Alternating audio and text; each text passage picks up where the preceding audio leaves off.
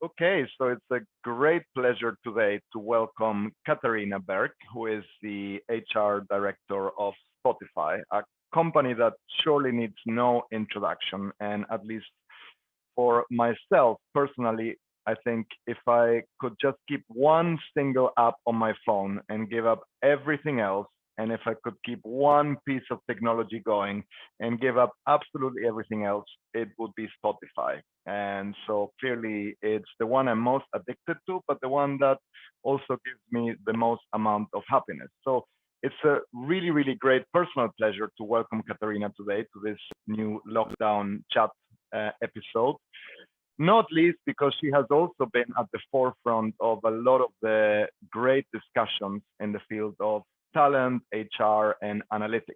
And I often see her as a very underleveraged and underrated source of wisdom and inspiration in the field. So, with that, Katarina, welcome to this conversation. How are you today? Thank you, Thomas, and thank you for that nice introduction. I'm doing really well, thank you. Considering it is certainly, to say the least, a different year for all of us.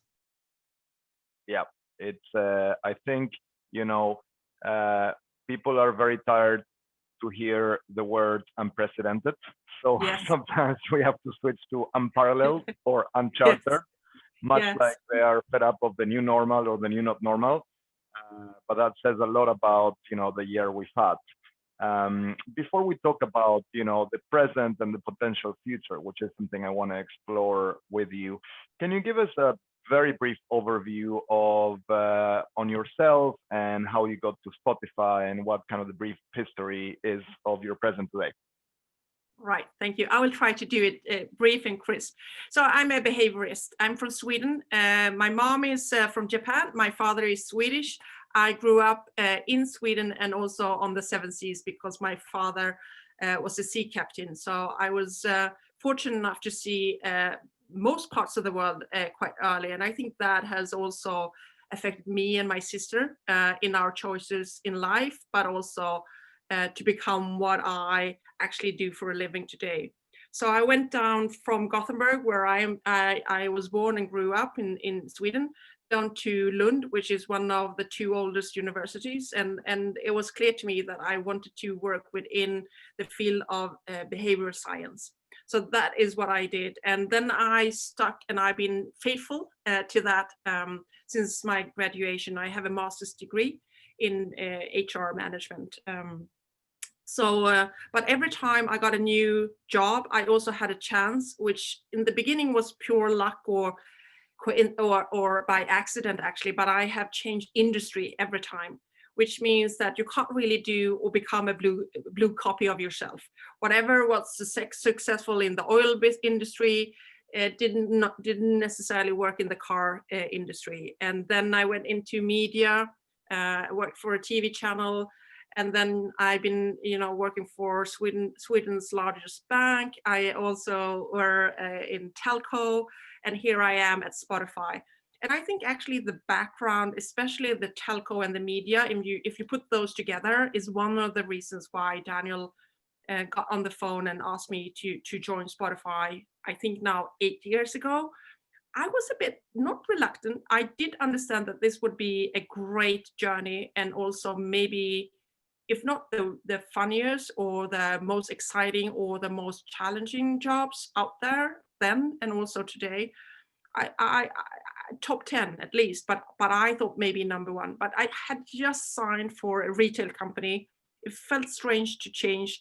So I actually turned him down 3 times. I'm so happy that he's stubborn, because he is. And he didn't persuade me. He didn't need to do that. But finally, after a couple of conversations and him calling me back and giving me better and better arguments, he said, I do understand why you're turning me down. It is the timing, but there's no great timing for good things. Usually they come when they come, and come and join. So I did, and I have not regret one single day.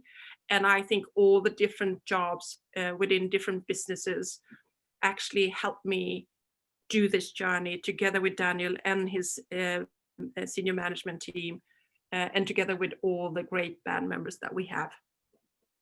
what was the main reason for turning him down? I suppose you already had a strong corporate career, and 8 years ago, Spotify was relatively small. I mean, certainly relative to today, but Yeah. what was the main reason? The main reason I think was I had only been in the company I was working at the time for 6 months, and it felt really bad because I liked the CEO. I think a CHRO always have to choose her CEO and vice versa, because I think it's very much on the vision and also the journey. And if you see to eye, and if you have the same kind of value base on what you're going to do with this kind of the animal and what makes it tick, and how you shoulder to shoulder can do what you set out to do. Doesn't mean that you have to see eye to eye or agree on everything, because when everybody thinks the same, nobody thinking very much, right? So it's good if you have that dynamic, but it has to be based on something where he, she, they have to choose you, and then I have to do the same thing. So every time there is a switch, I think you have to, or at least I have done that in my career, you give the new CEO the opportunity to choose you again, or say it's not you, but I don't think this is going to work. And I think it's the same thing as when you choose your partner in life, right?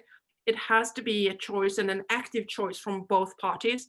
And even so, you know this with your background as well as I, and not just because we have the experience as in our private lives, but even if you do an active choice and everything feels good and there's a passion for the things that you're going to do together, there's going to be trouble in paradise, right? It's going to be things where it's itching, or where you get frustrated at the times, and then you have to go back to, okay, why did I join?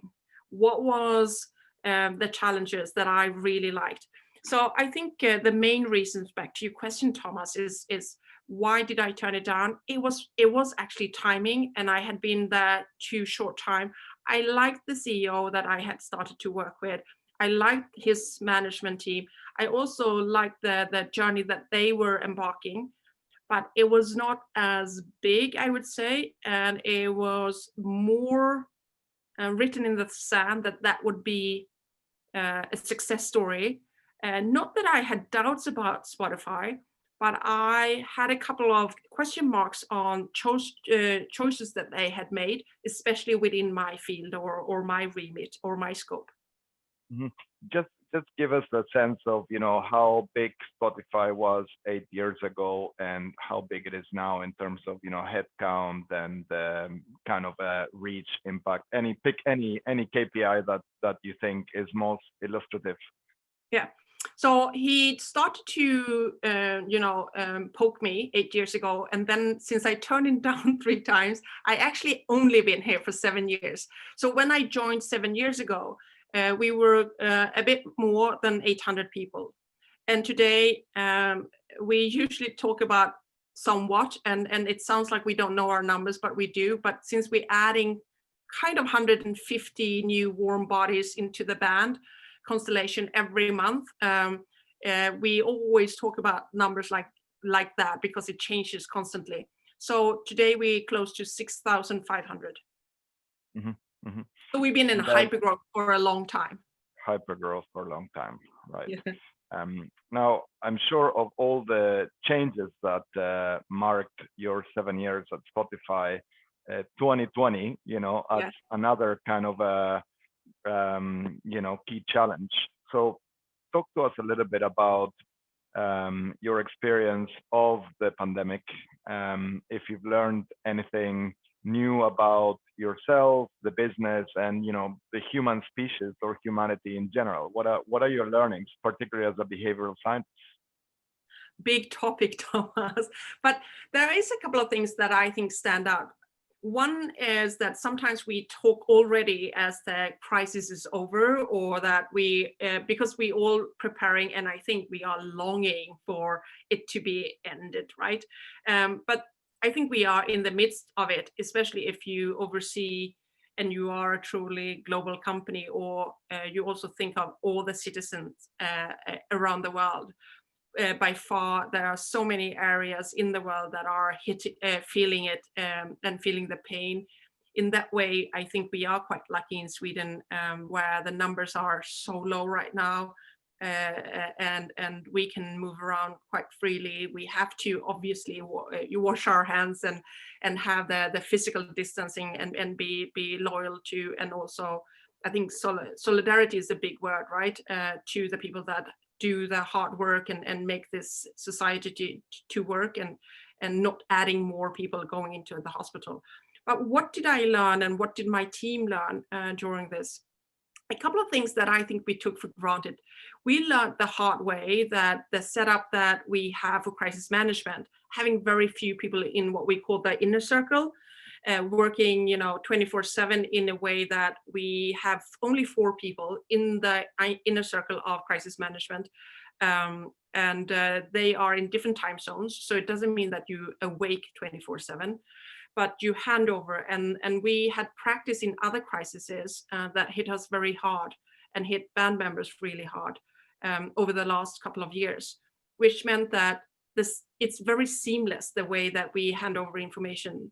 The second thing is that since we have people from all the pockets in the world, kind of, that when it started, even if people will debate where it started and how it started, I think for at least a couple of more years, but when it started to hit Asia really badly, we were prepared for the rest of the world. It wasn't one of those, oh, it will never spread to Europe, which I think a lot of companies and countries thought. And it was not one of those, okay, it will never then move over the Atlantic and end up in US or Canada or the countries in Latin America. We had to, like everybody else, kind of design the playbook as we went along, with no more data than anybody else or data sets, but just being 4 people that handles everything from communication and repeating and hitting and reminding with communication all the time, and sometimes having to go back and say, not we changed our mind or we do necessarily apologize, but now we have more information, so this is now a new decision. I think that brought some calmness into the organization. I hope that, and the feedback that we gotten is that people felt reassured, they felt safe, they felt that the things that we talk when we don't have crisis, that we are a people first company, that we also showed that it was about our people's safety and their relatives, like the near and dear ones. It was not necessarily about effectiveness or productivity or coming to work or showing up or doing things. It was more of, okay, if you need to do this now, if you need to take time out, if you need to make sure that the elderly in your family has food, or if you attend to your children, we do understand that. It didn't mean, of course, that we could solve all problems from the crisis management team because of different situations and where people were. But I think the speed for us was important to actually put the crisis management together, call it out as a crisis, handle maybe a bit more than 80% just in that group of 4 people, which meant that the communication could come out really, really fast, and be both global, of how we were thinking, who the sources were, how we made decisions, but also be local because of the differences. And then 10% went to the management team of, okay, you need to weigh in. They understanding that those questions coming from that team is not one of those like, let's see, let's talk, let's think, let's go into my normal role as a business unit lead. No, I need to either weigh in right now or let this group decide, or just say yes or no to the recommendation. And then the 10% of decisions that has to do with what will be the outcome be for all our employees, not just now, not just short term, but long term. What will be the investments, or what would be the things that really affects the business going forward? Those obviously I took with Daniel, our CEO. And then he also is a very fast mover and came back with, okay, if you suggest this, I think this, or if you, or I have more information, or I would prefer us to do this. So I think we were reconfirmed that the setup works for us, having a small team, acting fast, and leaning very much into communication and having a way that we communicated sometimes several times a day, and then compiling that in the end of the week, and having the person that did most of the communication within those four in my team, Michael Kim, having him to do a write-up for Fridays, and trying to find a way to be clear, consistent, and very, very compelling. And I think those were the positive learnings.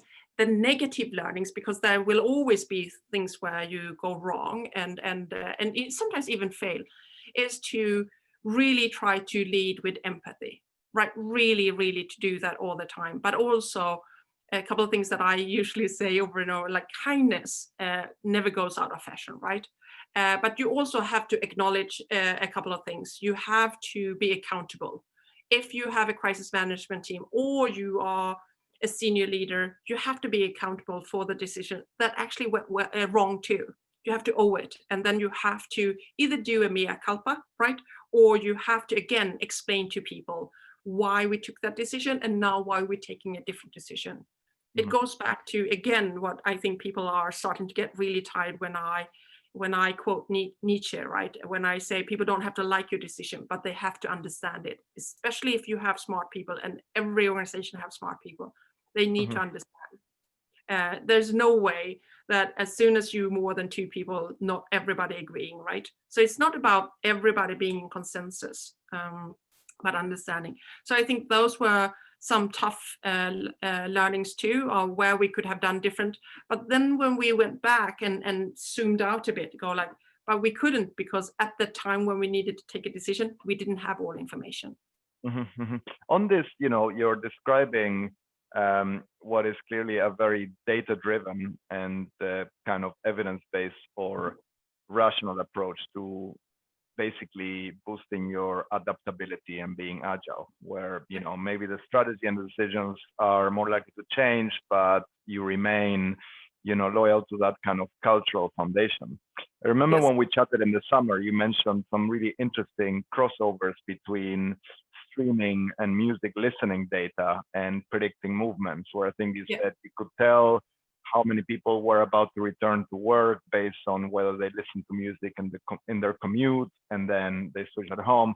I would imagine probably there's a difference in the type of music they listen to as well, like more depressing or anxious. Can you talk a little bit about that, if you remember any kind of highlights? Yeah, I think a couple of conclusions. Yes, you are right. We usually don't say that we are that data driven. I think we are very much in love with data, and data is what in so many ways built this company. But we would like to see ourselves as data informed, right? Because data can also mislead you and misguide you. So, and you can always put together data in a way where it suits you and maybe your argument or your vision too. But you are right. I think with that background or that DNA, everything we do is data informed, including the work that we do in one of my teams, the HR team or the people team, right? But what we could see quite early with our employees, as well as some of our listeners or all our listeners, are that when everybody overnight kind of changed the behavior, for instance, the daily commute ended, right? You started to commute between your bedroom and your kitchen, maybe a living room, if you have that many rooms. A lot of people only have one room, right? Depending on how you live and what your situation is. And then if you had a daily commute and you used to listen to a podcast or music or one type of music, and on the way on your daily commute also stop to do, exercise or gym before work, you can see that. And obviously we can see all of that. But then I think it was quite clear to us that if you take away something that you do for somewhere between 10 minutes up to an hour and a half, you take that out, we saw a dip, like a very, very, very clear dip. But then when we are creatures of habits, Thomas, right? All of us. So as soon as you found your new habits, you wanted to listen to maybe music in the background or more focused music or relaxed music. or if you felt anxiety and the pandemic took a big toll on you and your family, or homeschooling, having Mhm. children at home, even if you had a family kind of subscription, maybe it kind of got more and more children's songs or things that Mhm. kept them busy into. So I think a lot of people, and we saw that quite fast, a lot of people changed behaviors, but it was forced behaviors. I think it's going to be as interesting as when the society is open one by one again, if Yeah. people will go back to their listening behaviors, and when they can choose the activities, if they will choose the same activities, and then listen to the same thing, or if they now change the behavior of taste also. I Yeah. happen to think that we are much closer to our free will behaviors than the ones that are forced upon us. So I think we will see more of the same behaviors before the crisis than the things that we created during the crisis. And I think, I mean, there are theoretical reasons to predict that, because when you stop people from doing something they wanted to do, their Yeah, urge or desire or craving can increase, right? true. And but yeah, I was thinking in my case for sure, if somebody looked at my change of patterns in music, they would conclude that either I suddenly developed the taste of a 3-year-old or a 4-year-old girl, or something changed in my habitat. Let's talk a little bit about culture. So, as you know, for a long time, I think ever since Peter Drucker famously stated that culture eats strategy for breakfast, and poor Yeah, culture, every breakfast, just strategy. It must be a very boring life.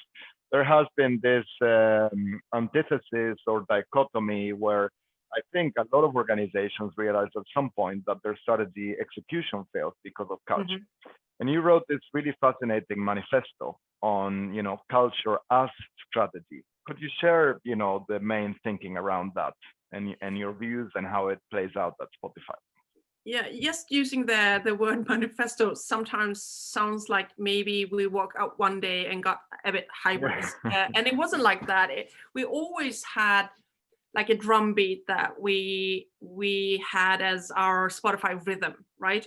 And I think the company dared to be value driven very, very, very early. And we invited everybody, gave everybody a voice of what those values should be, and we pressure test them over and over again. Same thing with leadership criteria. What do we believe will set you up as a success in the company as a leader and a manager today, tomorrow, but also in the future? Again, gave everybody a voice when we decided. And from them, we both recruit, we develop, sometimes, or not sometimes, we also evaluate. And then, yes, it would be strange not to say that we redeploy. Doesn't mean that you have to leave, but maybe you change your role, or you want to change your role because it's quite clear that this is not making me happy. This is not how I thrive. So all of these pieces were always there, and we talked about them a lot internally. With the band manifesto, I think it was a bit of a refresh rather than a new type of work. It was also taking us into, when we had the first version that was not called the band manifesto by far, but when we were toddler stage. And then we had a different kind of manifesto. We didn't call it manifesto then either, when we were, a bit more teenager. And then we pushed into young adults, and I would say that we're still young adults, and maybe we are also very scared to become adults, because it gets a bit more old and stiffy and rigid and all those things. So by using that metaphor, I think band manifesto came in the maybe not necessarily a gap, but it started to be a bit unclear for ourselves. So do we still believe, like we asked a couple of questions, and we had a lot of jam sessions. The culture team, we engaged and socialized with a lot of managers, a lot of employees, and then ultimately the culture team and parts of HR together with Daniel had what we call jam sessions, like using the double diamond kind of method, and asked a lot of tough questions of, do we still believe in homegrown? because sometimes we recruit 10 poles, right? Where we have more seasoned managers come in, but do we really truly believe in, hiring from within, and what does that make? So I think the band manifesto was still built on the same values that we had. And since growth is our mantra, we needed to have something that was a bit more living as a document, but where we could still go back and hold on when there was a crisis. We didn't know about Corona when we wrote it, but also a way to make sure that we find the right talent, not the best, the right talent that are relevant to us, and be as clear about who we are so they can choose us at least as much as we choose them. And then remind everybody when they come in, because most people say that they love change, and if you're a human being, you don't.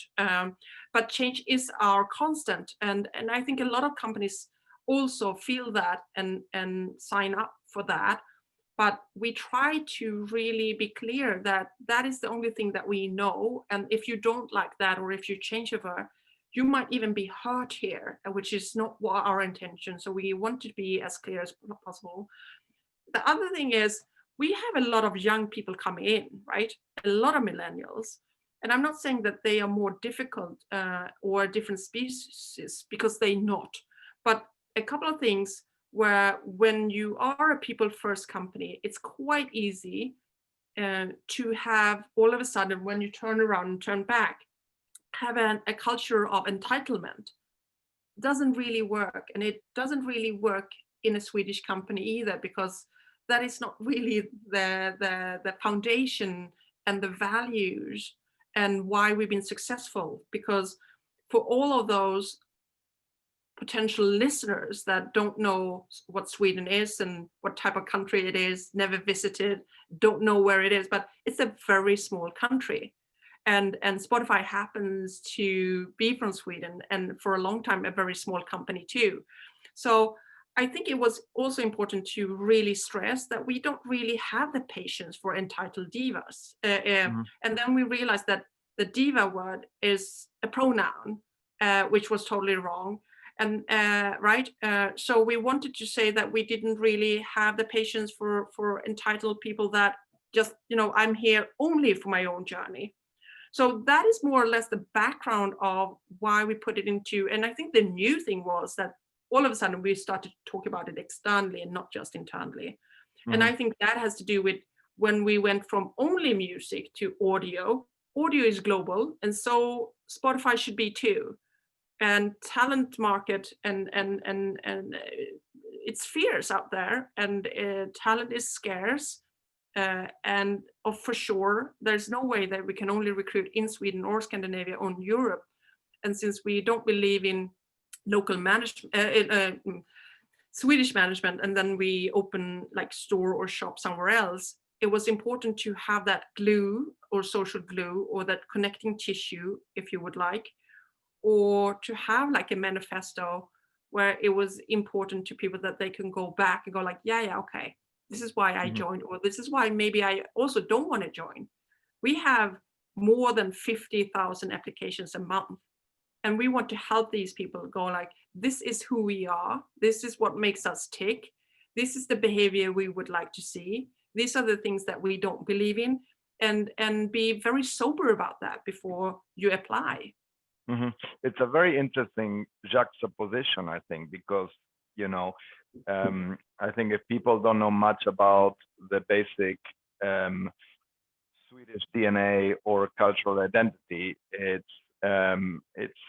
probably quite accurate to say that it's very much the opposite of what they would see in the HBO TV show Silicon Valley, right? Which kind of, if you see like, which is a hyper realistic, cynical take on the West Coast tech industry, with everyone being extremely good at self-promotion and, blowing up their own trumpet, and delusion being glorified. And, I think you're at the opposite extreme there. Then you also have the music industry, which is maybe that on steroids. So I suppose if you're very strong about your values and your cultural DNA, you help people end up in the right place, or, know in advance whether they're going to fit in. And now comes the question, how do you manage that tension between, hiring for culture fit and ensuring you have diversity and cognitive diversity, and which is an area that I know you are very passionate about. How is that balance kind of, or tension manageable? Yeah, sometimes people say, isn't that semantics? But when I say to you that we don't talk about culture fit, we talk about culture add-on, and people then go, that is semantics. Isn't it the same thing? In my world, it's not. It's totally different, right? So by having a manifesto and declaring who we are and what we accept and not accept, I think you dare to be adding people with diverse background. And the other thing that we had said from the beginning, that okay, so diversity and inclusion and belonging is important, and it's also a very PC thing to say, right? It's totally PC. But if you truly believe, which we do, that it actually, when everybody, back to, if everybody comes from the same background, more or less, uh, went to the same universities or high schools, same gender, same age, same society, innovation, which is super important to us, really to be disruptors in a innovative space is who we are, and I think also what we would like to be. If you add more of the same, more of the same will come out. You can never change or develop and really grow. I think one of the things that people sometimes forget to talk about, which I also think is important, when you go really strong and hard on trying to become diverse, it comes with a price. In the beginning, it slows you down. Both it's harder to cast the net when you do talent acquisition in waters that you didn't know, right? And you need all people in because you're in hypergrowth. So you want the right people coming in fast. It's not hard, or big myth. It's not impossible to find the diverse candidates, but you have to maybe throw the net over here and in waters that you've never been to. It's easier for you as a human being to go where you've been and been fishing and successfully been fishing before, but it was the same fish, right? So it comes with the price of it slows you down. Then it comes to a price where it slows you down, because when not everybody is thinking the same, there will be a lot of opinions and discussions and debates, right? That slows you down too. If you then want to be productive, or if you have had a sense that everything was so easy because we were, and I'm going to do a blunt kind of example, but I think everybody will follow. If you only have white dudes, maybe not in our case in suits, but in jeans, sneakers, t-shirt, and a hoodie, it will go easy to work, because you kind of come to the same solutions. You know each other, you understand each other, you might even have the same sense of humor. If you then bring people like myself into that, and a couple of other people that has different backgrounds, looks a bit different, went to other schools, come from different countries, and then also speak maybe not exactly the same language as you, they have to switch to a language like me and use pidgin English, right? Then it comes with a price. It slows you down again. When you come over that hurdle, right, this is when you can start to harness on the diversity. But the thing that we said from the beginning, diversity is getting the math right, super important. Inclusion is the trick. When we are 100% an inclusive company, this is when we can harness really well. Are we there, Thomas? No, we're not.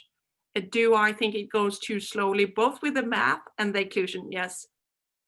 Do I compare sometimes? I don't think necessarily that's a good idea, because you want to be better and best in class. So what the others are doing or struggling with is not necessarily that important.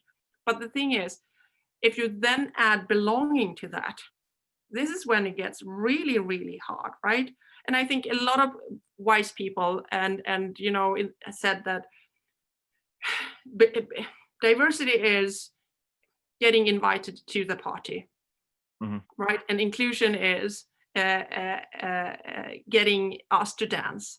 Belonging for us, being a music company, is they play your song. And that is hard to do. If that would be easy, every society, every country, every company or organization would have cracked that code. Is it worth it? I do believe so. Is it just because it's PC and the right thing to do? No. Does that really help you with innovation? For sure. Is that part of our business idea and also strategy? For sure. But if we don't mirror the society and also the people that actually are the creators and the listeners, I think you are very soon in a position where you can't really accommodate anybody and not be relevant for anybody. So I think it's a business idea to be diverse, inclusive, and belong, and had found a way to have a true belonging. Am I happy where we are? No. Am I proud where we are? No. Can I see the needle move in the right direction? For sure, but it goes too slow, like way too slow. But I think it has to be a part of who you are, and also not just the people strategy. I think you have to have some metrics for the overarching company on these things too. Yeah, I mean, I think on the one hand, if we had fallen asleep in the 1960s and woken up today, we would be astounded by the amount of progress, not just in D&I or DE&I-B now, if you are belonging, but I think HR as a whole. On the other hand, that probably also means that if we fell asleep now and woke up in 2080, we would look back at 2020 in shock for how backwards, things are. I mean, what is your sense of progress in the field? Certainly more people are talking about diversity, inclusion, equity, belonging now than before. And I think HR does have a much better reputation and it's taken much more seriously today than any time in the past. Are you excited by the progress, or are you kind of, underwhelmed and unimpressed by how things are in general in the industry? I think it's a fair question. I think it's a quite tough question. I think I'm in two camps, and I think there could be at least 50 camps here. I'm in the camp where I'm not impressed with what either of us are doing. I think we should have done much more, much earlier, and I think we can do more. So, and then that would be doom and gloom, right? And I don't believe in that. I think we need to do things. I think the second camp that I'm in, I think people and the organization that started the work several years ago, I think they are on the right path. I think this is work that needs persistence. I think you have to be resilient. There will always be something else that comes into those 50 minutes of fame on the agenda. And I'm a bit scared that this will go away. And a couple of things that we know is right, and rightfully so, has put a couple of things even more so to the agenda right now. So I'm more scared that when people get the focus or the attention that this area always needed, that they are doing it somewhat for the wrong reasons right now. And it's very activity based. Box ticking exercise as opposed to real, desired change. The things that I think we need is to fundamentally understand why we have the problems we have in the system per se, and the things that where we go wrong, and why all human beings are biased. And as long as you have a brain, there's no escaping being biased. And I think you have to kind of peel the onion and go down to what really will change in the long run, which means that you also have to be patient. And I do understand why some groups and also some people are not very good at being patient, because why should you ask the same groups and communities to wait until society or an organization is mature enough? But I'm more scared that we do things as the tick in the box, as you said, or that we do activities and it looks good, but it will not change what is either rotten or wrong or been put in place for hundreds and hundreds and hundreds of years. And here I think we rather should lock arms and work together rather than point fingers and blame and shift the focus away from the thing going, it goes too slow, you haven't done this, if you just do that, all of this will change. Because I see a lot of optical work right now, right? I think if you are a diversity, inclusion, belonging, equity head of, I think your working field has never been more hot. I think you can pick and choose.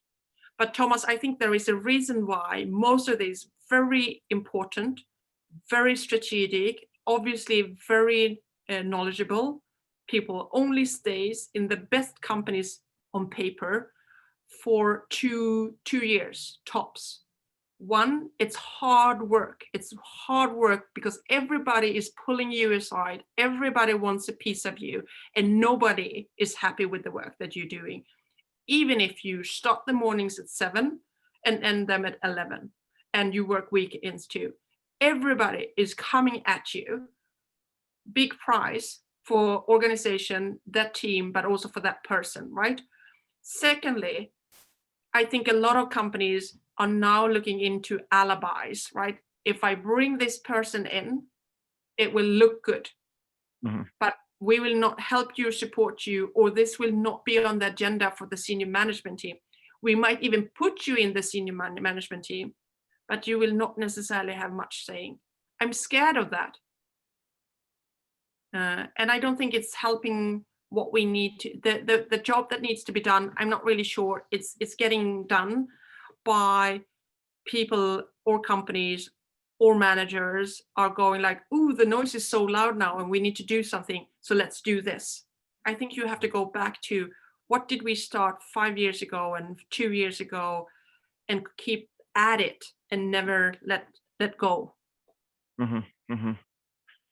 That is, I think, a realistic, description of some of the challenges, and I think you for sure can't have much progress if you don't make a realistic assessment of the difficulties and have realism.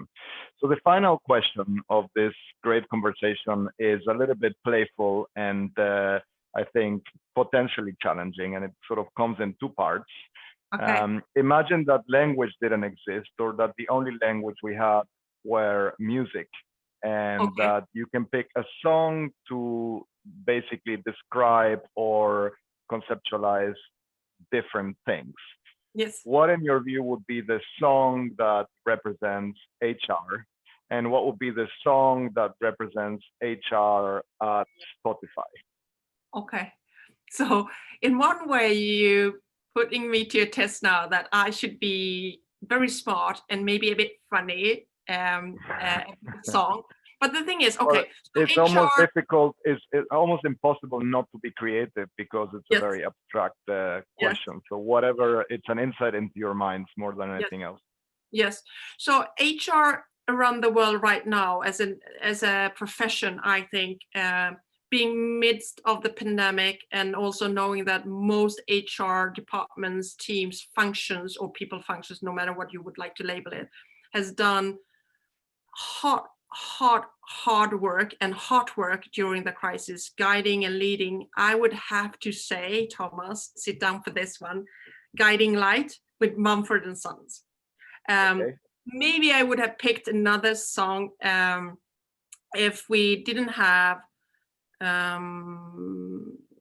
Corona or COVID-19 right now. But I think I'm so impressed with the generosity and the sharing of knowledge and experience and the way that HR around the world stepped up to guide their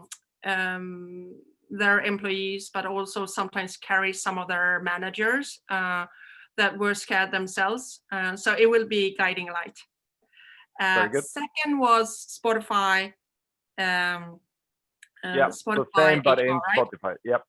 Okay, so I love my team, and I think every manager should feel like this. Sometimes they say, but I truly think I'm blessed having a very talented team. So I would go back choosing a song that is maybe a bit older, a bit Marvin Gaye, Tammy Terrell, and then it would be Ain't No Mountain High Enough. Very good. Excellent. Well, Katarina, always a pleasure, but thank you for making time. And I'm sure people will enjoy an insight in a sort of very generous open door into your thinking. And I look forward to meeting in person in the not super distant future, although it is safe to assume it will probably be next year at best. But always a pleasure, and thank you for your time. Pleasure was mine, Thomas. Nice to talk to you. Bye. Great.